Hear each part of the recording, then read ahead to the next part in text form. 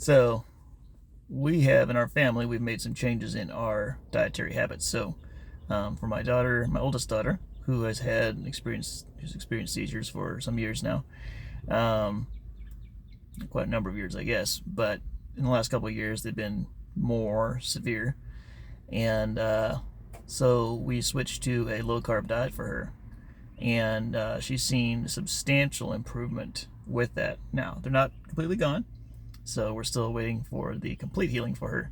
But in the meantime, the low carb diet is helping a lot. Now, recently, not being heavy, that I'm as not being happy that I'm as fat as I am, I I was kind of thinking about this again. Like, well, anyway, so I was like, you know, I I think I think with addictions, it's common to kind of make an excuse for your addiction, if you will. So now food addiction, that's a whole, like, obviously you do need some food, right? So it's not purely addiction in the bad sense, but it is possible to have an unhealthy relationship with food. And I think that it was easy for me to kind of justify poor food choices. And I think that might be common for people with addictions, is that there's often sort of some kind of mental, like, justification for it. It's like, oh, either I'm feeling so tired, I need this for energy, I need this to sleep better, I need this to, like, or I deserve this because I really worked out, or like, there's usually some justification, right, for the negative behavior that kind of paves the way for it, I think. And so I kind of shifted my mindset a little bit around just taking responsibility for whatever I eat, and not just being like, and so trying to take responsibility and eating lower carb. Um, so obviously, I already do to some extent with the way that our family eats because of my oldest daughter, but there's still options to eat higher carb foods, and I do eat them some. And I'm not opposed to, like, I'm not philosophically opposed to carbs. I'm just finding that it seems like there are some things that uh, my body works better with lower carbs. So, for instance, lower carb and or high fiber, I guess, maybe. But for instance, I think if I'm being conscientious about staying low carb, then my afternoon lunch, or after lunch, I can potentially not have to have caffeine and still be reasonably energetic.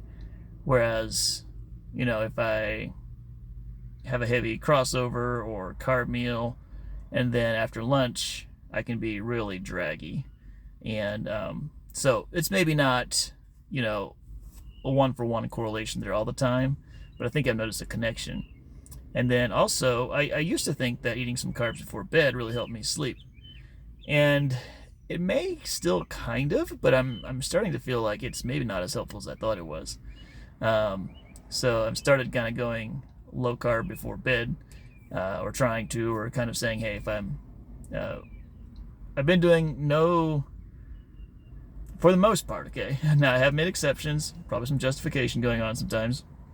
For the most part, um, not eating desserts or sweets after, aside from, like, at dinner time. When I eat dinner, I can have it after that, but then not later on in the evening, which is, had really become quite a habit for me. Was I really just enjoyed having, something sweet, something nice and enjoyable about, 9, 10 o'clock. And, pretty much all the experts say that's a bad idea. Don't do that. And now, having cheese that late in the night, that's probably not great either. But I did find that it seemed like maybe I slept better sometimes with still staying low carb for a snack, a late snack, than not. Um, anyway, ideally, right, I would get away from any kind of late snack entirely. And I have found that if I'm not having sweets in the evening, sometimes I would skip that late snack, because partly because there's just not as much attraction to doing it. So it's more like, oh, I need to actually be hungry or whatever. But I was finding that I kind of had this. It was unusual for me to kind of late in the evening mid to late evening, so 8 to 10, let's say, to kind of get this feeling of like, it's a little hard to describe, but just a little bit of a, not like pain and not like necessarily sickness, but just like a kind of like almost like a mental kind of like, I don't know if tension is quite the right word either. It's a little hard to describe it, but just a mildly unpleasant feeling that kind of affected me emotionally and also kind of felt physically later on in the evenings. And whether it was from, carb spikes or caffeine drop or some combination of the two, dehydration, then I'm not sure, what all is involved there. But I think since going lower carb, I think I've found and or cutting that back on caffeine. So I've also cut back on caffeine. I say cut back. I still do some caffeine in the afternoons. Probably will this afternoon. I worked out pretty hard this morning. But I have skipped, some afternoons I've not had caffeine. Anyway, so I think kind of all of those things, whether it's, sometimes maybe taking a couple pinches of salt late in the afternoon to kind of keep the hydration there. Anyway, there's just some different things like that if my body seems to be a little better, I take better care of it, essentially. And then sometimes later in the evening, I don't seem to have quite that same level of kind of discomfort or whatever you call that thing. So anyway, probably a lot more details than you wanted to know about my life. But maybe it will trigger something for you to try to help you feel better and be more healthy.